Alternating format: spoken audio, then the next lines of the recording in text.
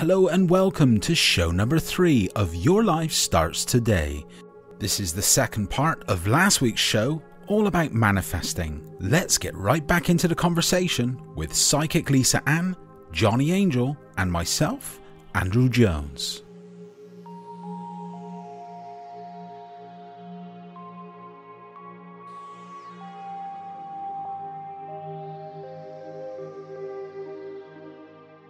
One of the last things that we talked about on last week's show was how to give yourself a day or so to get over those disappointments, those hardships and what have you. And I'm about to talk about how I handled my first divorce. Years ago, after a divorce, I would come home and I didn't give myself one night. I didn't realize it at the time.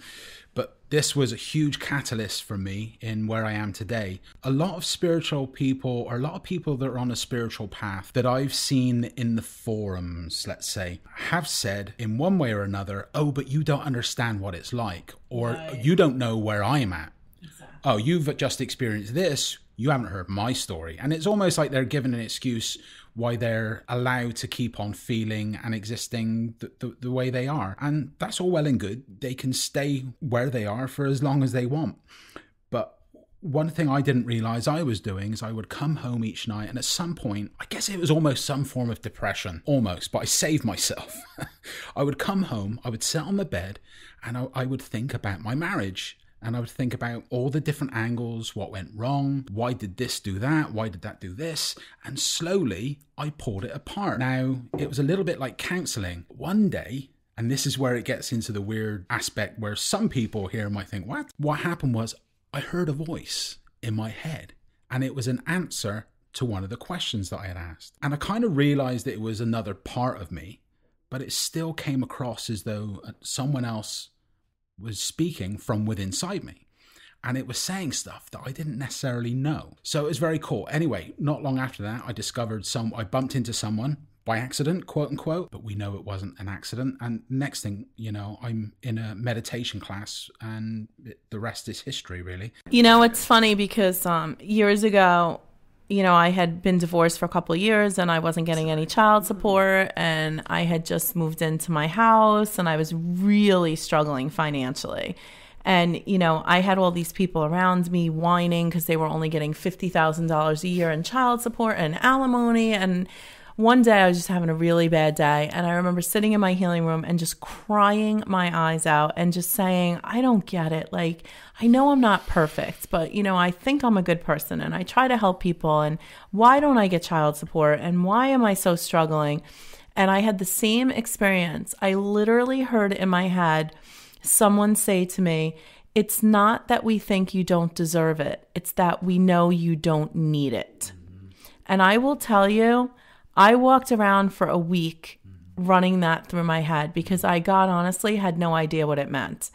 And finally, after a couple of days, it hit me that I would never be where I am today had I gotten child support. Yeah. Because there's a lot of things that I did that were so far outside of my comfort zone. Because but I had to do it because I had 2 kids to support, you know, and jobs that I took and speaking in front of people that I really was not feeling like I was ready for.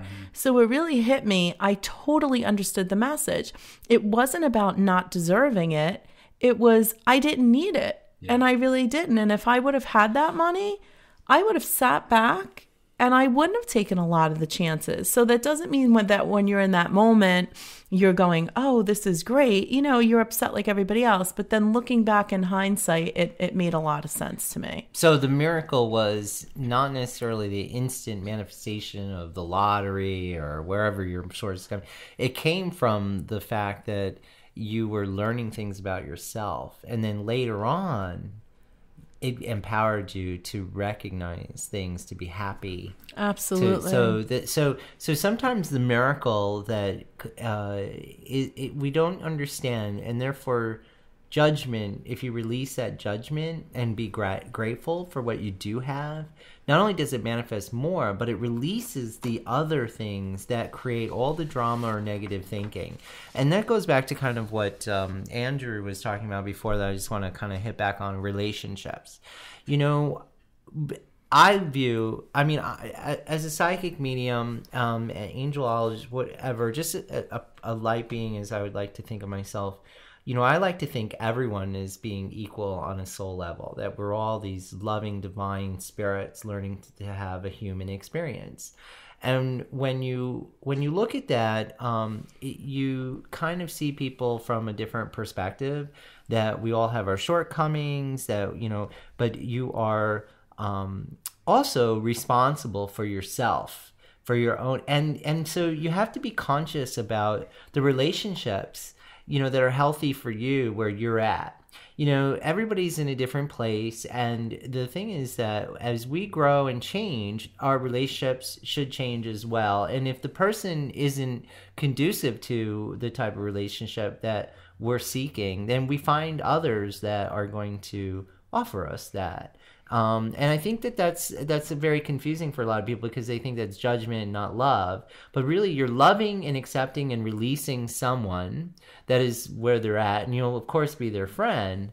But you can also reach better for yourself, or surround yourself with positive people. Because it goes back to also what we were talking about. How do you change the negativity? Well, if you're around negative people, that's a great challenge to stay positive all the time. And I think that that's a great challenge in the world for anybody, no matter where you're at or who your friends are. But it makes it exponentially harder when your relationships do not support you. Right. And you have to love yourself, which goes back to exactly our first segment, which is about self-love and well, I'm just laughing because, you know, as we do the radio show, well, Andrew and I take notes, but Johnny just flies from his wings. I channel it from the angels. What can I say? But it's funny because right before you were saying that, I had written a note to myself to just make sure we touch base on respecting people's right to be where they are. And I think that ties into exactly what you're saying. You know, I think there's a lot of desire or need in the society to change other people if they're not where you are, or if they're not happy.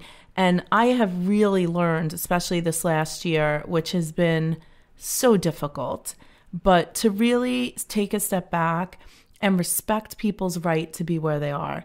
If they're choosing to be miserable, if they're choosing to be someone who attacks you, they have the right to do whatever they want. They have the right to their opinion. They have the right to live a miserable life. They have the right to not like you. Now, having said that, that doesn't mean they have the right to abuse you, which is a whole nother show of setting boundaries. Or you love yourself enough to let that relationship go. Exactly. But what I'm saying is, instead of you investing so much into people who are not vibrating at the same energy as you, or not having the same insights as you, and instead of butting heads with them, you just take a step back and you acknowledge that they have the right to be at whatever level of growth they're at. And that just frees your soul, because it's not about you, and you don't have to change them, and you don't have to defend yourself. Mm-hmm. You can just take a step back and say, you know what? They have the right to have their opinion, and I have the right to have mine. And I know for myself, this last year or two especially, I have gotten very protective of my inner circle. And I am very respectful of people's opinions, even the stupid ones. And I just go, you have the right to your opinion, but if it's not on the same vibration as me, then peace out, and you're over there and I'm over here. Right. And I think that really frees you when you're not taking things so personally, and you could just take that step back. Right. And I would actually take that to another level of, rather than even saying, you know, you're over there and I'm over here. It's what goes back to kind of like what I was saying about, you know what, you appreciate and respect everyone for where they're at, because that's just where they are. In other words, you don't judge a 6-month-old against a 5-year-old and say, well, the 6-month-old just isn't facing up to the 5-year-old, or the 5-year-old to the teenager, or the teenager to the adult. There's different phases, and that's the way we all are. We're all children, if you will, spiritual children, in learning to be in a very difficult world, which I hope we'll get into one of our segments about this world in particular, and the planet, the system that we belong to. But I just think That was odd. Thing just fell off the table for no reason. My I just angels are wanted working. to It's a interrupt for miracle. a second because when you were talking about relationships, I think that's a really good point, because if you use the old philosophy and you're having difficulties in a relationship because someone isn't encouraging you to be true to who you are, the old you is like, well, why don't they love me? Why don't they support me? Why are they being a block? When you look at the philosophies of what we're talking about, where you can respect that person and say, you know what, you have the right to be where you are, and we're not in the same place, and you're not taking it so personally. So it's not that need to fix and save. You can let it go and move forward. It's very interesting. This is actually, it has a certain tone to it that is a perfect example in my own life right now. I know someone that's in a relationship that they have been in for quite a while, that's committed, or, you know, at the time, you know, over the last 8 or 10 years have been committed. But they realized, they came to this place that there are some fundamental choices or differences that they need to make a choice now whether they should be together, because of the fact that what the one wants is not necessarily what the other person in the relationship wants. And so that's a difficult situation when you're in love or have loved this person.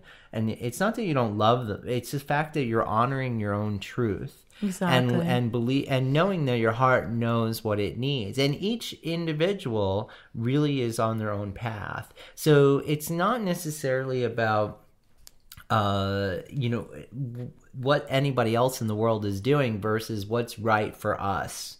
And what's right for us is choosing, you know, at least for myself, I choose to love everyone no matter where they're at, to accept them, because you know why? Ultimately, it's kind of a selfish thing, because I've learned, if you will, if there's a trick or a secret to the manifestation or miracles or being happy, is the fact of just being completely content and happy within yourself.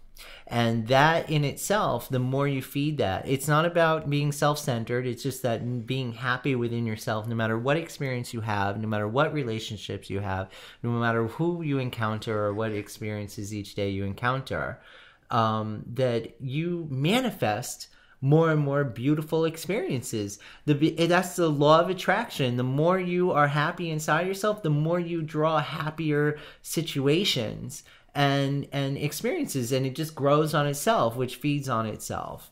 And so that's kind of a miracle in itself, to recognize the power of each individual to be able to manifest that for themselves. That is a miracle. Well, I think it's just like some relationships, when you are, you know, whether you're looking for a relationship, you're looking for that perfect job, that perfect life. When, for example, you're in that relationship, or you've let go of a relationship, and you're asking yourself, you know, why me? Why me? You're complaining to the world, you complain to your friends, the universe, nothing's happening, why me? And then after a while, you forget that you're searching. You forget, and you just get on with life. Then at some point, you become content on some level. So now you've truly let go, you're living, and really you're manifesting without even knowing it, because that's when you start picking up relationships, you're attracted to more people, you got a different energy about you, because you're not focusing on that negative or that lack, which just is a manifestation of more lack. And what I was trying to say earlier, and I lost my train of thought, even though I went through the divorce, and I think many people might look at a situation and say, oh, but you don't realize how messed up my life is. My divorce was my hell. And even though over the years it still continued to some way, shape or form, I guess for maybe if one particular individual is listening to this, I mean my first divorce, which is sad. My second relationship, we get on fantastic. But the first one, even though it almost destroyed me, I would not undo it. If someone said, you've got a chance to relive your life and gain back those years that you think you've lost, I would without a doubt say absolutely not. I don't want to become anything less than who I know I'm turning into these last so many years. all because I had to walk through the fire just to get through to this little bit of heaven, which is expanding and expanding all the time. So it's all been worth it. And I think people need to realize, Right. not so much that it's a test, just that An experience. learn from it, grow Right. from it, expand, evolve from it. Well, we started talking about miracles, and we've definitely given a ton of information out in this broadcast. And as we come to a close, do you guys have any final thoughts that you would like to share? Well, yeah, I guess what was really interesting to me is how this whole process developed. I mean, as we were going, we started out with this broad, topic, so to speak, of phenomena, and we could have gotten into discussing about specific miracles that actually happened in our lives, which maybe that'll be another segment we'll expand on. But the most empowering way to address this topic is with exactly, I think, what we said, was how to manifest a miracle in your own life. And the miracle there is twofold. One is understanding that you have control, because right now I feel like that is not something that is a mass consciousness of people being empowered, understanding they can change their lives, that they're actually in control of every second of every day. So that in itself, if people could embody that truth and practice that truth, would be a miracle. But the miracles would come from them practicing from that belief system, so a miracle is a manifestation of those high beliefs and creating what it is that you want, and you have the ability to do that yourself. Miracles, I think a lot of times people have put out there on a pedestal that it's not tangible, that it only happens to a chosen few, it's only an act of God, and there are those miracles. I mean, I have clients. As a psychic medium, it's very interesting, some of the things that, or every day, I should say, every client is very special to me. But I'll share this and I'll leave it with you about a certain miracle that happens and that we are taking care of, that there is a higher power, that there are angels.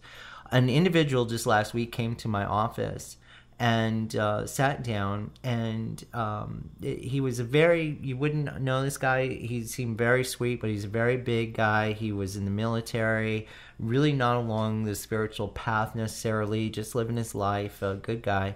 Well, he had a little bit of an issue with drinking, and one night he got in the car. Of course, he says that last he remembered was having a friend, so-called friend, be with him that he was drinking with. And the next minute he woke up in the hospital. And so his last memory was this friend holding his keys, or they had been drinking. Well, long story short, he said that the paramedics found him thrown from his car, which was in 5 pieces, while he was laying on his back in a little knoll of grass with his cell phone on his chest. And he had damages, but he was not nearly as damaged as you might think. In fact, I think the damages came more from the impact of him landing on the ground than the actual impact of the car. Because they said to him, what you are is a miracle sitting here today. Because when we found you, you make no sense, or we cannot make any sense from your accident. Because not only did you have your seatbelt on and you wound up being 20 feet from your car, which is now mutilated, but you also, your airbag deployed, and you wound up not having any of the dust or showing any signs that it deployed while you were in the car. Wow. So basically, he was lifted out of the car and laid on this grass to live another day, and there's no explanation for it. Incredible. I just think, don't be so stubborn to hold on to your story. Don't be your story. Don't be what happens to you. Don't allow that to manifest and to sink into every bone and every cell of your being, and just, that's all you spew out, I walked into a Starbucks after a relationship ended, and I was Mr. Woe is me. I mean, I got a new guy that moved in with me to help share the rent. He moved out. He owed me money. My girlfriend left me of so many years. Just things were going wrong left and right. And when I walked into that Starbucks and they asked me that silly question, hi Andrew, so what's new? I spewed out all of the sickness and everything that was going on in my life, I wasn't Andrew Jones anymore. I was the story. They actually took a step back from me.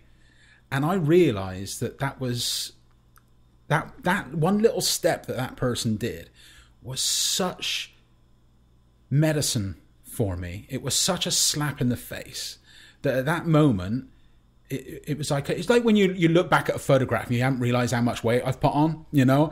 I look, here he whoa, goes. I got heavy, you know. So no, but this, I'm talking years ago now. But let go of it and don't make it so hard on yourself. I was listening to someone on Facebook the other day, and they're so caught up in undoing their karma that they were basically putting their life on hold, trying to find out all the things that they've done wrong so they can undo them, when they just need to get on, putting one foot in front of the other, and continue with a smile on your face and grace in your heart. I mean, what else is there? My final thought, the accident story that you told, I will one day in one of our broadcasts share my story, because I am absolutely a miracle. And I had a horrific car accident that I talk about in the book that I wrote, No Phones in Heaven. So we'll talk about it in another broadcast. But my final thoughts on all of this is to really look for the positive in the everyday things. I have a client of mine who has become one of my closest friends, who is battling stage 3 cancer right now. And I remember the day she called me, she had just returned from the chemo. They have meetings before you start the treatment. And I remember her coming home and talking to me and saying, so I went to this chemo meeting and they reviewed the list of all the things that could happen to you and all of the side effects. She goes, and I'm not in denial that, you know, things in my body are going to change. She goes, so I looked at the list and I said, okay, these are the ones I will accept, and these are the ones that are absolutely not going to happen to me. And she is now done with chemo. She's now in radiation.